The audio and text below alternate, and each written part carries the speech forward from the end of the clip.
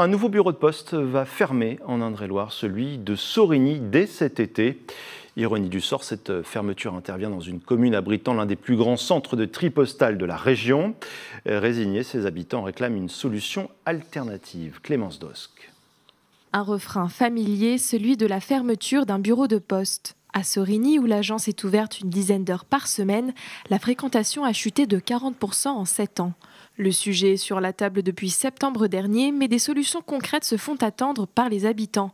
Un rassemblement est organisé samedi prochain devant la Poste pour tenter d'obtenir des réponses. La Poste dans le bourg, c'est quand même un point important, un lieu où c'est quand même un service. Il y a beaucoup d'habitants qui y vont, notamment ceux qui ont moins de dispositifs de mobilité en fait. Et du coup, c'est important de garder au moins ce point dans le centre-bourg. Sorigny, c'est une commune qui a 3000 habitants bientôt, donc il y a quand même du monde, quoi. Une solution vient tout juste d'être trouvée, l'ouverture d'un relais chez une commerçante. La municipalité attend des confirmations pour communiquer au sujet de cette délocalisation des services de la Poste à une centaine de mètres de la mairie.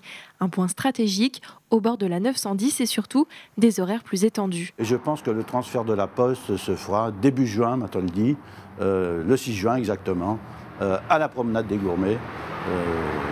Donc voilà, je trouve qu'on a trouvé une bonne solution qui permettra un service public amélioré auprès des Sorignois, mais aussi auprès de ceux qui passent sur la 910. D'ici juin prochain, une partie des locaux sera aménagée et dédiée aux services postaux. Vente de timbres, envoi de colis et petits retraits d'argent pourront se faire parmi les fruits et les légumes.